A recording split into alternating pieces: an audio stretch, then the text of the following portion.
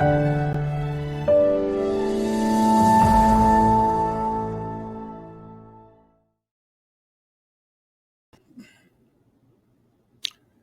afternoon, and thank you for joining us for this very important forum, Equality of Opportunity in Action, Inclusive Infrastructure Investment. I'm Rick Wade, Senior Vice President here at the United States Chamber of Commerce. You know, many communities and people, whether minority, or Appalachia, or tribal, urban, or rural, still today do not have equal access to an inclusive social and economic infrastructure. I grew up back in the day in rural textile town in South Carolina. And I remember the days when the school bus had to travel down what we once called dirt roads to pick up students. The good news is that times have changed, and yes, we made tremendous progress. Most of our roads across America are paved, allowing us to safely travel and to get to schools and jobs and grocery stores, banks, and hospitals. But existing disparities in public infrastructure are still real for many and continue to have profound cost on our society, particularly on communities of color. The historic Bipartisan Infrastructure Investment and Jobs Act, recently signed into law by President Biden, provides a once-in-a-generation opportunity to close the opportunity gaps that exist in America in our nation's core infrastructure. The law includes funding and initiatives for everything from transportation and water to energy and broadband. And these investments can help shorten long multi-stop commutes between minority communities and job centers. These investments will fix highways that once bifurcated neighborhoods, will provide access to clean water, clean up Superfund and brownfield sites, and ensure broadband access and equity. And our country's minority-owned businesses have a key role to play in helping to rebuild America's infrastructure. Closing these and other opportunity gaps in infrastructure won't just benefit minority communities, they will make our whole economy stronger. In its business case for racial equity, our partner, the W.K. Kellogg Foundation, notes that our entire economy stands to gain some $8 trillion by year 2050 by simply eliminating racial inequalities across our society. An equitable infrastructure program can create higher paying jobs, can help close the wealth gap. It's not just a moral imperative, the right thing to do, but it's a matter of America's economic competitiveness. During this conversation this afternoon, we'll discuss the opportunities and the impact of this historic once-in-a-lifetime investment. And I'm delighted to have my colleague, Ed Mortimer, join me in this very important dialogue. Ed is Vice President of Transportation and Infrastructure here at the U.S. Chamber, where he oversees the development and implementation of the Chamber's transportation infrastructure policy and represents the Chamber on Capitol Hill. He also leads the Americans for Transportation Mobility, ATM Coalition, which is a collaborative effort by business, labor, transportation stakeholders, and other concerned citizens that have advocated for so long for improved and increased federal investment in the nation's aging and overburdened transportation system. Please join me. Ed, good to see you. Thank you for joining me this afternoon. Good to be with you, and I'm good to have good news to tell you about this area because, as you know, we've been working on this a long time. So I'm really looking forward to this conversation. Well, Ed, let's jump in because we have so much to cover and a long way to go and a short time to get there. But let's level set it with some context for this conversation. Would you share an overview of the why? Yeah. It may seem like a no-brainer, but why is a modern infrastructure in America so important? Rick, it's a great question. And again, infrastructure, I think, is something we all take for granted until it doesn't work, right? When we saw 47,000 structurally deficient bridges, when the Brent Spence Bridge that connected Kentucky and Ohio shut down late last year, people noticed. When we had bridge disasters in the Atlanta region, people noticed. When we had storms down in the Texas region and the power went out, we noticed. Again, infrastructure from our view is this circulatory system of economic growth and quality of life. Our nation built an infrastructure back starting in the 30s with Franklin Delano Roosevelt and moving on into Eisenhower. We built an infrastructure that was the envy of the world. Unfortunately, that infrastructure has left its useful conclusion, and we've changed a lot as a society. We went from a brick and mortar economy to more of an e-commerce. We made decisions back then on infrastructure investments that we would never make today. And one of the exciting parts of this bipartisan bill is that we can allow private sector ingenuity and technology to build anew, to think modern, to build sustainable long-term infrastructure, and quite honestly, to right wrongs that were done in the past. We're not here to criticize them, but we're saying we can do better as a nation. And this bipartisan bill is going to allow that opportunity for minority-owned businesses to not just take advantage of the benefits of infrastructure, but to be part of the design, the creation, the maintenance of 21st century infrastructure that, again, is going to allow America to be the envy of the world, allow us to compete in the global marketplace, and to make sure every American has that opportunity for success. You know, Ed, you clearly have not been a stranger in the fight for infrastructure. And I think we all are celebrating even today that we've gotten something done in Washington. But I'm curious, how did all of this come together? I mean, the idea that it's a bipartisan, right, that's very important in today's climate, but it's a bipartisan investment in Jobs Act. But I'm just curious, how did it all come together that we now at this point today? Rick, a great question. And it took time. It didn't happen overnight. Many of the folks on this call were a part of that effort. It really began about 20 years ago in the early 2000s when we saw that the American Society of Civil Engineers says our nation has a $2.5 trillion infrastructure deficit. And so we at the chamber created a coalition, business, labor, other interested stakeholders to promote modernizing infrastructure. We had previous administrations that talked about it, and we kept making progress. But we really needed that once in a generational, substantial, not just a surface transportation bill, which is our roads and bridges and transit, very important, not just our water systems, but our energy grid, broadband, to make sure every citizen in this country has good broadband access. And so it was a sustained campaign over almost 20 years. And there were a lot of bumps in that road. But I know the folks on this call know what it's like to keep working hard, to be frustrated, but to keep plowing ahead. And our stakeholder community continue to grow. And I would say minority-owned businesses were a huge part of getting their members of Congress to support this bill. It led to the point where President Biden and a bipartisan group of congressmen and women came together and said, we're going to get this done. We got 69 votes for this bill in the United States Senate. 18 Republicans. You don't get that type of bipartisan support on the day of the week in Washington these days. But again, it showed the stakeholder community effort, educating our elected leaders on the importance of these investments. And then we came to the House of Representatives, and it was a tough bill. It was a tough vote, but we ended up getting a vast majority of the Democratic caucus, well, with 13 Republicans who crossed over from some folks who thought this was socialist spending or this was not good spending or we can't give Biden a win. And again, from the chamber's perspective, we worked with the Trump administration. We worked with the Obama administration. We worked with this administration. We're glad to get the job done. But again, it was a sustained effort by many of the folks that were on this call. And again, it shows that if you want durable long-term policy, you need bipartisan solutions. And again, this bill's not perfect. I don't want to sell this as the greatest thing that ever happened. But again, in the current political environment we're dealing with, we're talking about 40% increase in highway funding over 5 years. 40%. States are going to match that increase in funding.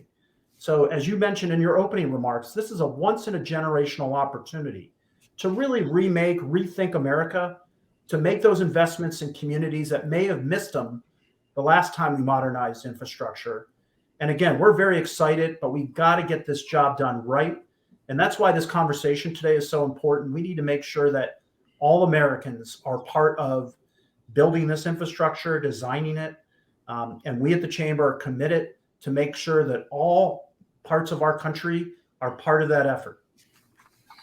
Yeah, Ed, thank you. And for our audience, please feel free to submit questions in our chat. We will, in a moment, get to some of your questions and hopefully get through all of them. But Ed, the reality is now that we've gotten that passed, now the work begins now on implementation.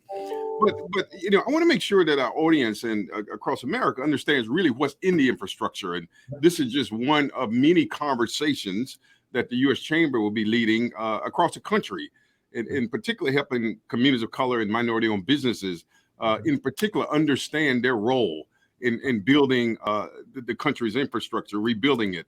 But let's start with transportation. What are some of the big highlights and components? I mean, we're talking about $350 billion for highways, but what are some of the other components on the transportation side in particular? Sure, Rick. As you mentioned, transportation is a very important part. It's actually 52% of the new funding in this bill. This bill is $550 billion in new investment over 5 years. So 200, as you mentioned, almost 300 is transportation oriented. Just to break that down a little bit, 110 billion is that for roads and bridges, including for the first time a national bridge program. Public transit gets $39 billion over a 5-year period. That's almost a 40% increase in funding. Airports get $25 billion over that time period. Rail gets $66 billion. So again, we're talking about not just fixing old infrastructure, but really thinking anew and making sure that we connect rural America with urban job centers. Rick, you mentioned that just today, the administration just released $1.2 billion for the Appalachia highway system to finish that system that we started 25 years ago, but it was not completed. Completing the Appalachia highway system is going to connect all those states, and there's about 12 states in the Appalachia region. It's going to connect them all to the interstate highway system, which connects them to the urban center. Again, we need to have a connected country. We need to have multiple ways to be connected. And so while highways is very important, public transit is also another critical component. And this bill is going to allow communities that have already had transit to rebuild. And then communities that may not have had the transit options that they needed, this bill is going to allow them the opportunity to get it. High-speed rail is another area where we don't have high-speed rail in this country. This legislation is going to allow us to really push forward with that idea that we've been talking about for a long time, but we got to start getting action. And that's why we're so focused on making sure this bill is implemented properly. We're working very closely with the administration. The administration has tabbed Mitch Landrieu, who's the former mayor of New Orleans. He's going to be the infrastructure czar. He talks to the president daily. So we're working with his team, working with the Department of Transportation and many of the other federal agencies, but also state and local governments. A lot of this is going to be through 90% of the funds in this bill are through formulas that go to these state and local governments. And so making sure they know what the private sector is looking for, both from the type of projects we're going to be investing in, as well as the opportunities so companies of all shapes and sizes are part of modernization. That's really helpful. And one of the things I'd like for you to expand a bit on before we move to one of the other areas of water is the distribution of these fundings. You mentioned that the funding sort of perhaps through formula may go to states. One of the questions I've gotten from many individuals and companies and organizations are there grants or what is the distribution mechanism for these? And I know it varies from transportation to water, but give some sense of how those decisions even will be made. What will be funding? What will be funded? How will priorities be set by the governors, the state legislatures? Any perspective there on the process? Rick, great question. It's one I too get asked a lot. And as I mentioned, about 90% of the funds are going to be from the federal government to state and local governments. Through formula programs, many of these formula programs have already been in existence. So what we are suggesting to our members is that they go to the state governments, go to the departments of transportation, Let's see if we can get stakeholder community consensus on the projects that need to be invested in, and then work with them to understand the timing of when these projects are going to come out. Now, I want to be very clear with the folks on this call. This bill is not going to be just throwing a bunch of money and let's see what happens. You may remember we had a Recovery Act in 2009 where at the time we were trying to create jobs quickly. And so the term shovel ready came up, which meant projects we could just hire people quickly. That ended up being curbs and potholes and simple projects. Again, important. This particular legislation is a more longer term vision of how we modernize our infrastructure. These are going to be shovel worthy projects. These are going to be substantial projects that take time. Those of you who've worked in the infrastructure space know that the average infrastructure projects takes 5 to 7 years. From our perspective, from a job standpoint, that's a much more longer term input for working instead of just doing a quick job and be done with it. But also we're looking at creating these projects that are going to provide these communities with access, with an improved quality of life for the next 50 to 75 years.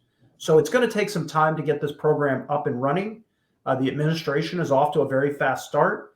We expect to get some announcements in the middle of February, which is basically the 90-day since the enactment of this bill, that are going to talk about the discretionary grant programs. And Rick, let me just talk about that for a minute. So 10% of this program is what we call a competitive grant program, where state and local governments, tribal communities will apply for federal funding. And the federal agencies, most of it's going to be through the Department of Transportation, but some of the other federal agencies have these discretionary grant programs as well. You're going to compete with others around the country. And so the hope is that the best and brightest projects are the ones that get the investment. Now, let me give folks on this call an opportunity. How do you succeed in that competitive environment? Our suggestion to folks who are looking to get funding through these competitive grant programs is, one, get that community consensus, showing that you have a plan and community consensus. Get your federal officials, your congressman, your senator on board supporting the application for their federal funding. And then show that you have a funding plan where there is some state and local funding, and that just needs to be federal gap funding to finish the job and get the project moving. Those are the types of things that if you do that, I think you're going to have a very good opportunity to win some federal investment to get these much needed projects for these communities going. Just caution, the days of just the federal government just paying for everything, they're gone. So it's a partnership, right? It's a partnership between the federal, state, local, and we want to encourage more private investment where it makes sense.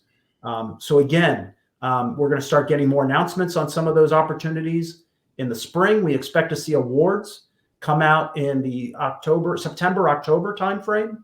And so that gives folks a timeframe. So really now's the time to get that community consensus to figure out what are the projects that would make most sense to get to compete on, and get your applications together, because they'll be probably due by the middle of June. So as that information comes out, we'll make sure everybody on this call gets it moving forward. We are going to be creating a website, which we hope to launch soon, which is going to be a one-stop shop.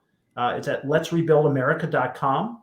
That's going to be a one-stop shop, so you can find out, as the federal government puts out these different guidances and competitive grant programs, that you can find out what are the criteria, what are the timelines, and then hopefully you'll have the information that you can be successful in submitting to grant.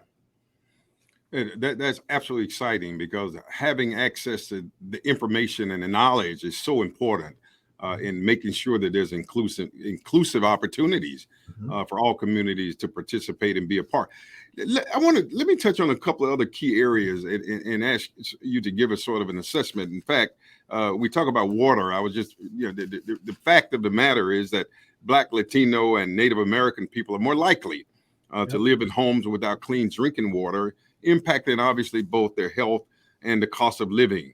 And that's really important, that there's such a significant investment in water and clean water. What are some of the highlights as we move beyond transportation on the waterfront? Well, Rick, as you point out, water is a critical issue around our country, particularly for some of our underserved communities who, for a large part of it, rate base is a main source of funding. This bill, for the first time, provides a record amount of federal investment for these water projects, over $50 billion. And just to give you an example, what's a real life application of this? We all heard the stories of what happened in Flint, Michigan. That we got to get lead out of the pipes. This legislation will make sure that all the lead pipes in this country are removed. That's a huge undertaking. It's going to take several years, but the investment is there to work with local governments, with water agencies, to make sure that every American has modern, clean water. Just to give you an example, how underserved communities are benefited from this. So, this bill reauthorizes the drinking water, the revolving loan fund program that I know some folks have used. This ups the amount of designated funding for disadvantaged communities from 6 to 12%. And then there's competitive grant programs.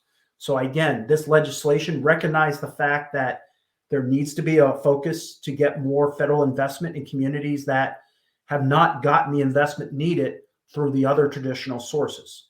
So again, a critical issue. And again, it's such a quality of life issue, but it's also an economic issue. People are going to live where there's good infrastructure. As we see, our millennials, where they locate, they're looking to live in a place where there is modern infrastructure, where there's an ability to move both from car and other options, and that it is safe and efficient. And that's what this bill is going to allow communities who may not have had these opportunities. And again, this is a once in a generational opportunity. Do not expect this type of investment coming from the federal government in the next 25 years. So it's really incumbent upon all of us to make sure this legislation, the investments are for the right projects, the one that are going to benefit the most Americans, and the one that makes sure that every American has the opportunity to be part of building this modern infrastructure. We at the Chamber talk about workforce as a critical issue.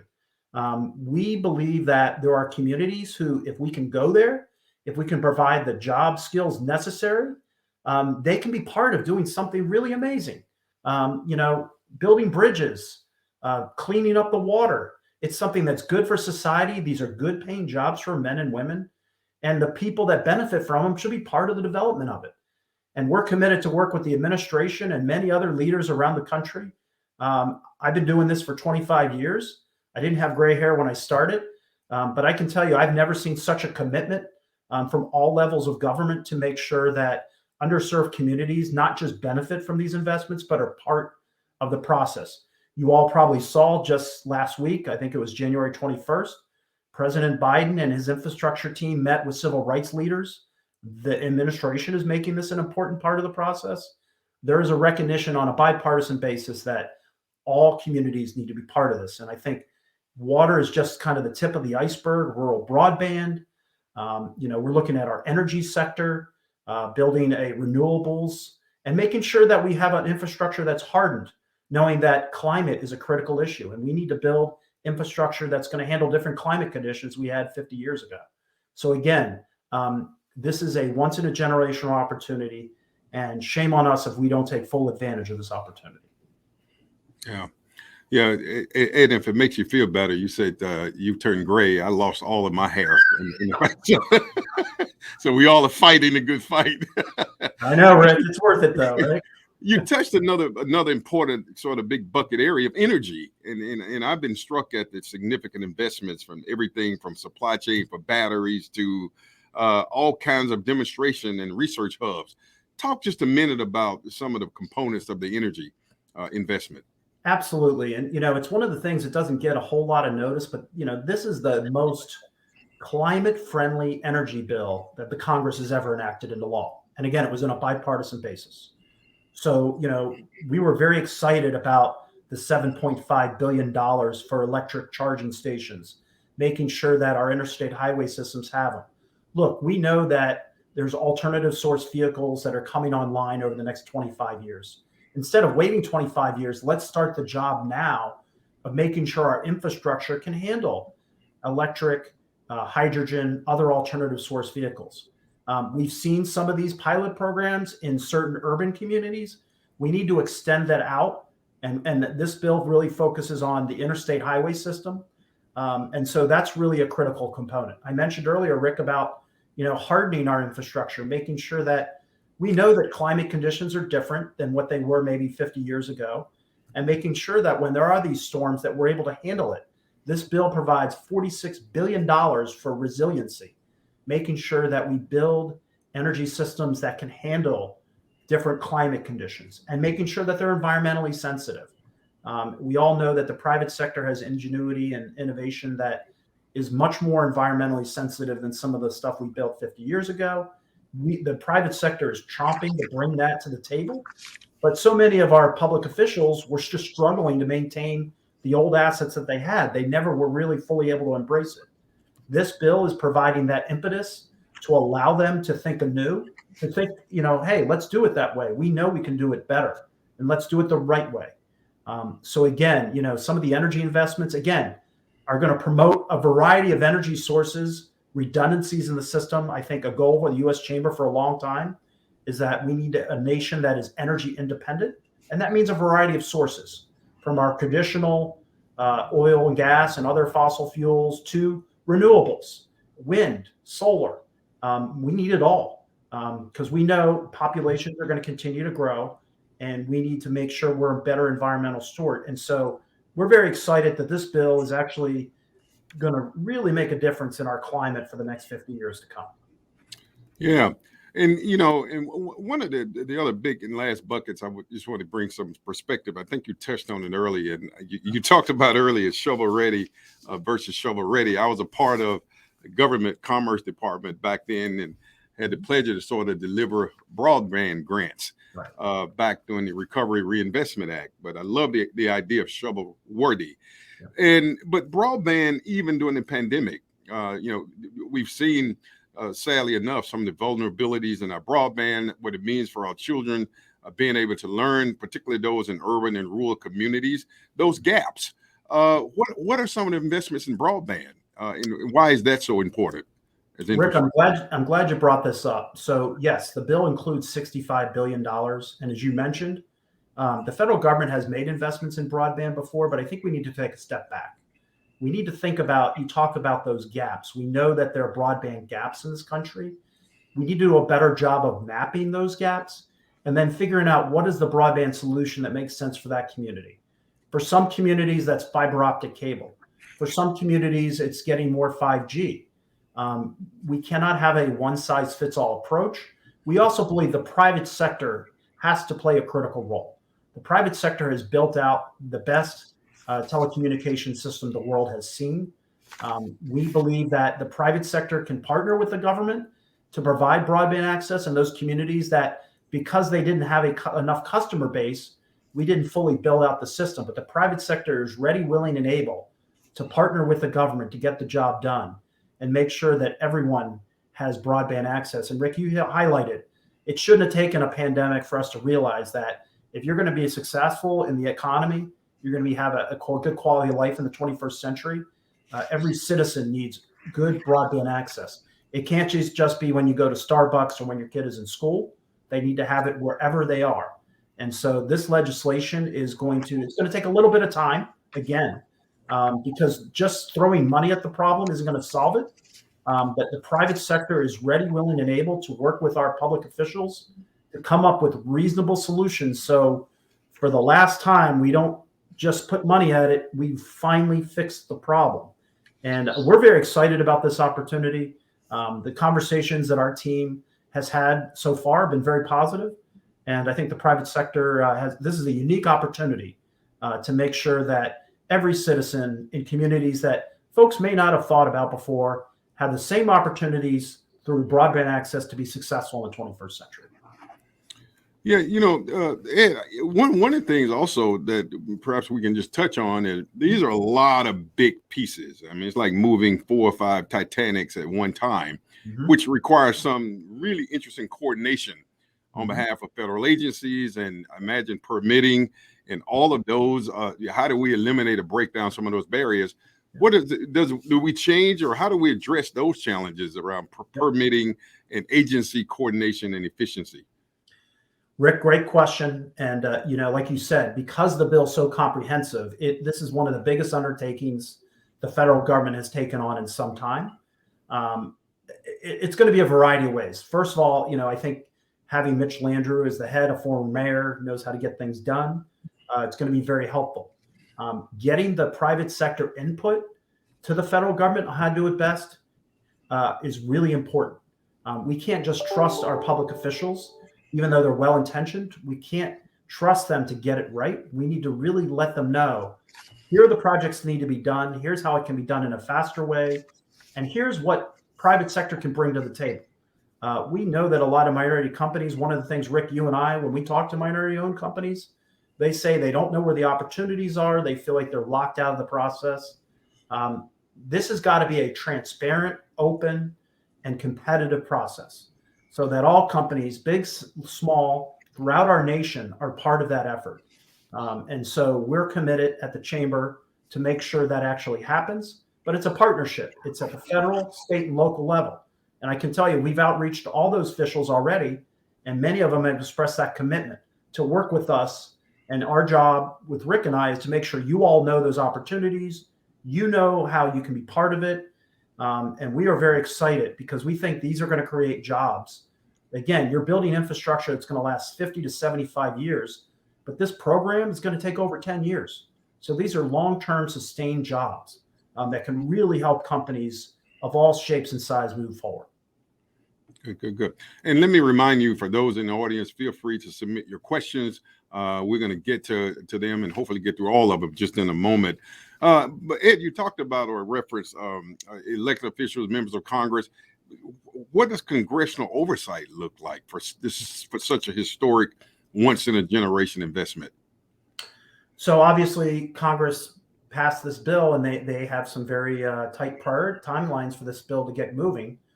So I think we're going to start seeing some hearings. We've already seen a few in the House Transportation Committee on water issues. We expect to see several more moving forward. Congress is certainly going to play a role. We need to make sure that, and that's another venue for us in the business community, if we feel like we're addressing some concerns with the administration, we're not getting heard, we can go to Congress. Congress is a big partner with the administration, the implementation of this.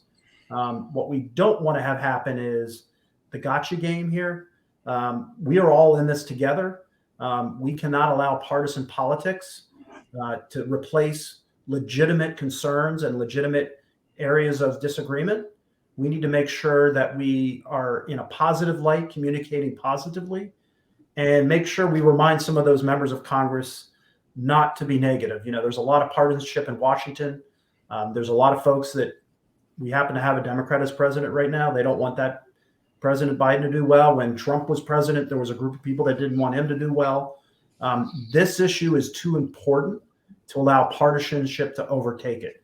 So I really put out an urge to everybody on this call to kind of, let's support our congressional oversight. It's an important role for them to play, but let's not let partisan politics take over this once in a generational opportunity that all of us are going to benefit from for many years to come. Yeah, here. I mean, and what a wonderful opportunity, as you and I've talked many times, for Black and Latino and Native American and other minority-owned businesses to be a part of rebuilding our country's infrastructure. And of the 8 million minority-owned firms, I mean, most of them exist within these communities of color. So they're not only just creating jobs, but they're strengthening the local economy. How do you think about their role? I mean, one of the questions I get all the time is well, what are the needs? What are the services? What and it's vast because not just as major contractors, and we need engineers, we need design firms, we need lawyers, and there's landscaping. But just what are some of the other areas that we can help minority-owned companies understand would be opportunities for them to be at the infrastructure table in this sense? Well, Rick, you kind of set at the table well. This is a vast opportunity for a variety of minority businesses. So it's not just construction companies. It's not just engineering companies. It's equipment manufacturers. It's suppliers. It's consultants. It's lawyers. It's folks that provide, services to the workers on these jobs. There are many opportunities for all businesses, minority-owned businesses, to be part of a different part of this effort. And that's why it's so vast. Look, we want to be a partner to help those companies who can identify those opportunities to at least know where to go, at least know where to start. We're glad to do that because we need you. We need your companies to be part of this effort. As I mentioned earlier, today we don't have the workforce to do all the work that's necessary. So we have to encourage new entrants into this field. And again, minority businesses have to play a critical role. We need their ingenuity and think about what could be better for a company to rebuild their community in the way they want to see it rebuilt. So you're not just getting the benefits of it, you're part of the process that rebuilds your community so you can be successful. Again, once in a generational opportunity. It is confusing. I also want to make one point, a little off topic, but again, really important. Minority and underserved communities, from the advocacy standpoint, played a critical role in getting this bill done. I really want to highlight the Congressional Black Caucus, the Hispanic Caucus, the head of the Congressional Black Caucus, Jill Beatty, what she did to stand up to a lot of folks who said this can't get done, it's too complicated. She wouldn't take no for an answer. And again, we had members like her, we had Whip Clyburn, we had members step up and step out of their comfort zone to get this bill done. And I want to recognize the fact that this bill would not have happened without men and women like them. So we need to make sure that the people they represent are building and modernizing this infrastructure. And I think that's a wonderful point, and thank you for making that.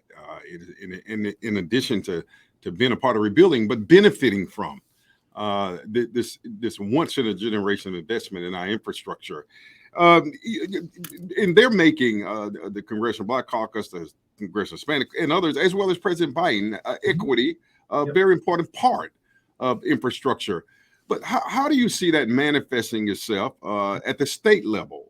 If the model is such that most of the funding will go through states, how do you ensure that? How do you ensure that those communities will benefit from, will have a fair shot at the business opportunity? Do you see state by state plans, or is there any uniformity that we can expect coming from the federal government of guidance around making sure that at the state level we actually actualize what this vision is around building an inclusive, equitable infrastructure? Great question. And it's something a lot of us have given a lot of thought to. So first things first. So as part of this legislation, I mentioned Mitch Landrieu is the infrastructure coordinator for the president. He's asked each state to appoint somebody as their infrastructure coordinator. We expect to have every state to have an infrastructure coordinator to be the point of contact in implementing the bill and making sure that equity is part of all the decisions. Number two, we've already had some conversations with the public transit industry, with the state DOTs. Just to give you an example, I did a panel yesterday with Dr. Sean Wilson. Dr. Wilson is the Secretary of Transportation for Louisiana. He's also the president of the association. It's called AASHTO, which is all 50 state departments of transportation. Equity is a key part of his presidency at AASHTO. And so we have leadership at that level. So we have leadership at the federal level. We have governors who are stepping out there. We have the head of the state DOT stepping out there. We're working with the counties and the cities. The U.S. Conference of Mayors were just in Washington last week. This is a key part of their agenda. So again, we got to keep working at it. We can't take it for granted. But I think folks at all levels of government understand the critical need to make sure that equity is part of both then the decision making on these type of projects and then the building and construction and maintenance of them. So it's going to be a process. There probably will be a bump or two in the road, but we're really counting on all of you to help us, let us know where those problem areas are. We can step in and work with some of those elected leaders to remind them of what this legislation is really meant to be. But again, like I said earlier, been doing this a long time. This is the best opportunity I've seen for minority companies in this space. And again, these are opportunities that are going to last for 10 plus years. So this is time to gear up, get ready to go to work. There's going to be a lot of work for you moving forward. Yeah. Thank you, Ed. And I want to go to a question, but I also want to be mindful that one of the things that included in the infrastructure bill, which the U.S. Chamber was a big advocate for, was the codification of the Minority Business Development Agency, which is the only agency in federal government that works closely to support and strengthen minority-owned companies across America. By executive order, it's existed since President Nixon, and for the first time ever, that agency is now part of law with an undersecretary, as well as his budget being doubled to do more work and outreach. So we're really, really excited that also was included in the Infrastructure and Jobs Act. One question, well, many, but let's start here. Here's a question from one of our business owners. Yep. Will there be specific goals in total dollars and percent of spend for minority-owned businesses? How will achieving these goals be included in the performance metrics for these contracts? Any guidance there? Are you hearing anything in terms of specific goals and metrics? Great question. There will be. We haven't. They're still working on what those goals and metrics may be, but we know that we're going to see these rulemakings come out with competitive grant programs, and we expect the administration to have a number. Percent of grants that go to minority-owned communities. We also expect to see some guidance from AASHTO in putting out some recommendations on that.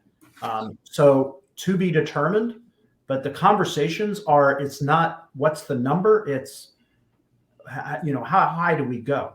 And again, this isn't just we need to do this. This is a sustained commitment that I'm hearing from all levels of government to make sure this actually happens.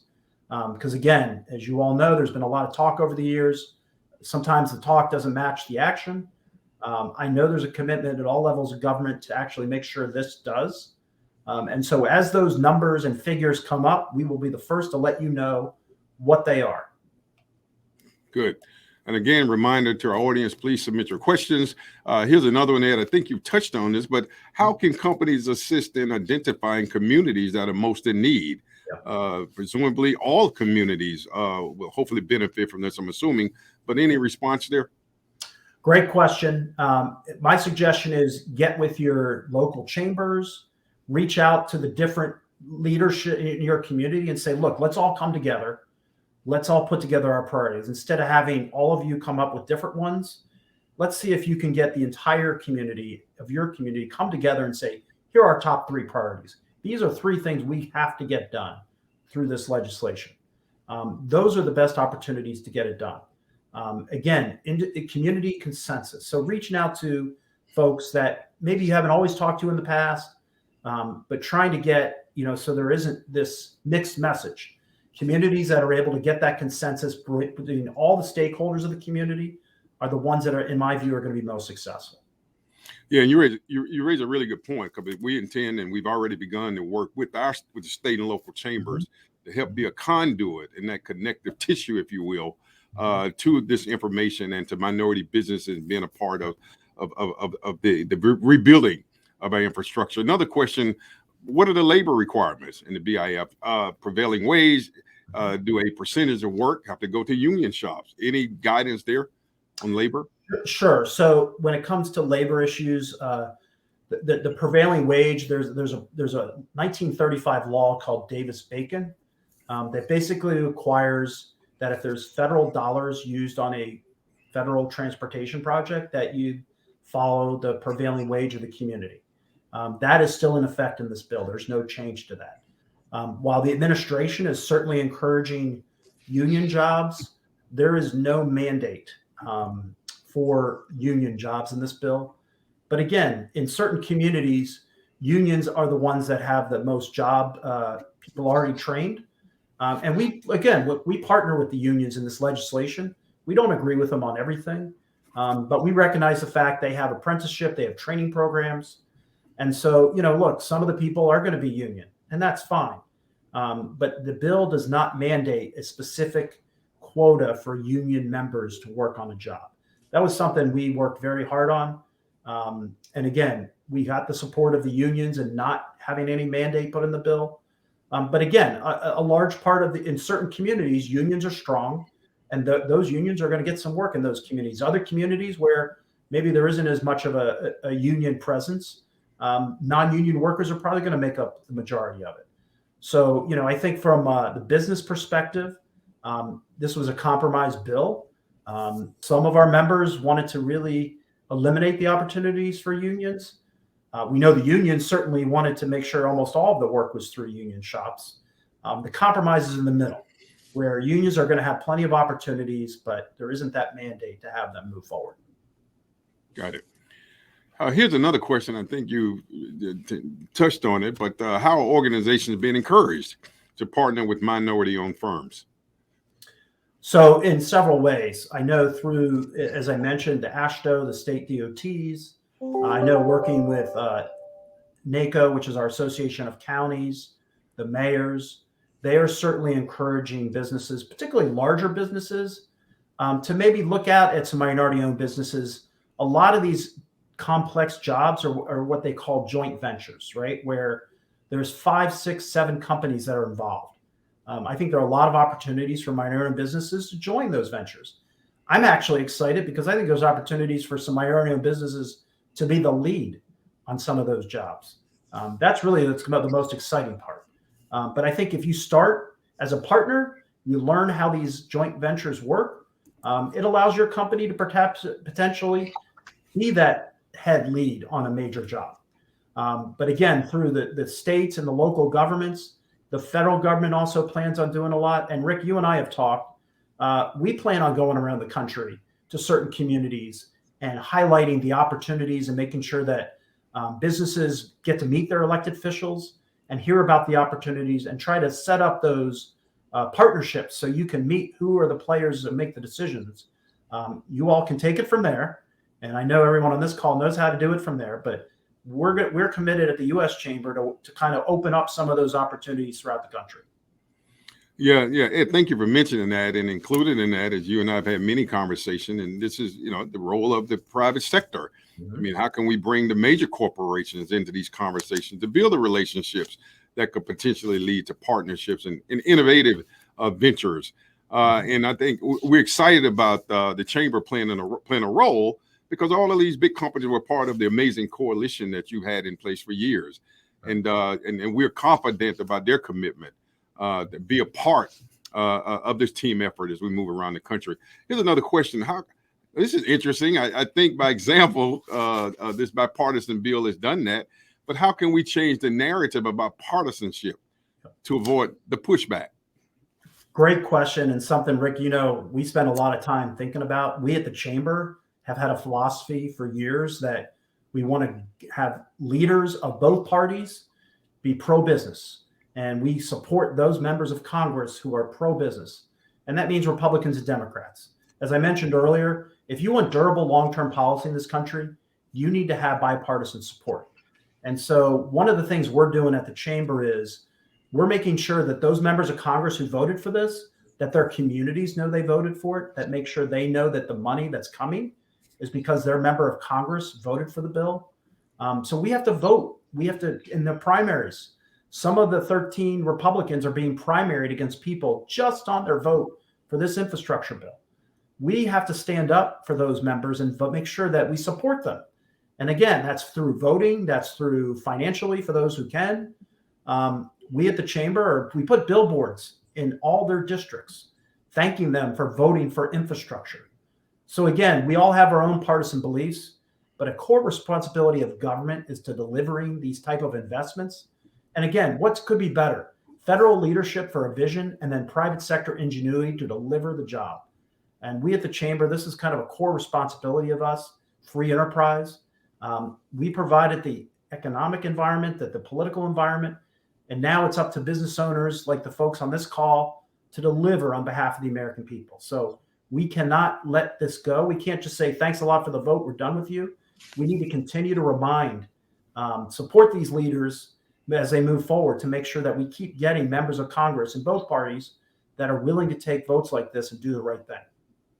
Here, thank you, my friend.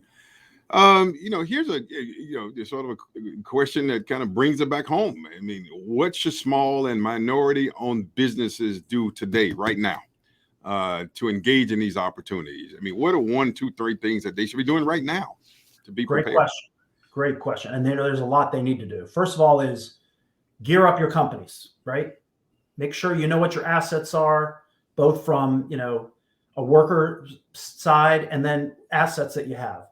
Again, reach out to your state departments of transportation, your transit agencies, local governments, and let them know that you're interested in being part of these investments. And then work with and talking to some of the bigger companies and say, look, we're really, really enabled. We know these communities. We live in these communities. We want to be part of rebuilding these communities. Make sure that they're aware that you're a part of the process. So getting yourself out there, I know it's hard in this pandemic world, but through these virtual meetings, there are going to be some workshops that the Department of Transportation is going to be setting up. We'll let you know when those happen. As Rick and I talked about, we're going to be doing a few events around the country. As those become available, we'll make sure you know. But again, it's going to be a multi-approach to make sure you understand, to get yourself out there, gear up your companies. The work is coming. So get ready. Good stuff. And Ed, I imagine, because I've seen you all across America virtually, but you probably have done your share of events and briefings and meetings since the passage of this law. I mean, any lessons learned or information that we can glean from your engagement with stakeholders across the country? How excited are people about this? I can tell you, Rick, I have had the pleasure of traveling around. People are so excited. I can't tell you how many people say, thank you for getting this done. We're so sick of hearing about why it can't get done. Thank you for actually making sure it got done. And where are the opportunities? When can we start bidding for work? What do we need to do? Just this conversation we're having today. So again, I sense a lot of excitement. And again, I'm sensing it in Republican states and Democrat states. It's funny, even some members of Congress who didn't necessarily vote for the bill are taking credit for some of the investments that are coming to their community. Let's give those folks another chance to show they can do the right thing, that they can support their communities being rebuilt. But I can tell you there's a buzz and there's an excitement that I've sensed. People are saying, let's get to work. This is something that's been too long and happening, and let's go. Well, what a great way to end this amazing conversation. Let's go. And I got to ask you one question before I let you go. Sure. When and where did you take a break? Or because I know, listen, when I first came to Chamber, and I'm in my 5th year now, you were one of the first people that I got to know, and you were fighting the fight then, and I know you've been fighting it for so long. But did you take a break at all? I did take a break, and I got to be honest, it's probably the first time in maybe 10 years from Christmas to New Year's. I didn't touch my phone. I didn't touch a computer. I spent great time with my family. I got to see my mom, my wife's family. But I told folks, a lot of folks said I should have taken a long vacation. I should take some time off. I said, we got to make sure this bill's implemented right. Because again, all the work that so many people did to get this bill done, if we don't implement it properly, it's a missed opportunity. So I'll tell you what, Rick, when we start getting this bill moving and I start seeing projects going, I may take a long vacation at the beach at that point. Well, you certainly deserve it, my friend. I can't thank you enough for spending time with me this afternoon. And let me remind the audience, this is one of many conversations that we'll be having to make sure that this historic investment in infrastructure in America, that it benefits all communities, and certainly that minority-owned enterprises, along with corporate America, along with our policymakers, that everyone has a stake in this to get it right, as Ed said. So thank our good friend Ed Mortimer again, Vice President of Transportation Infrastructure here at the U.S. Chamber of Commerce. Much, much more to come. As Ed said it, and he said it best, let's go. Thank you for joining us.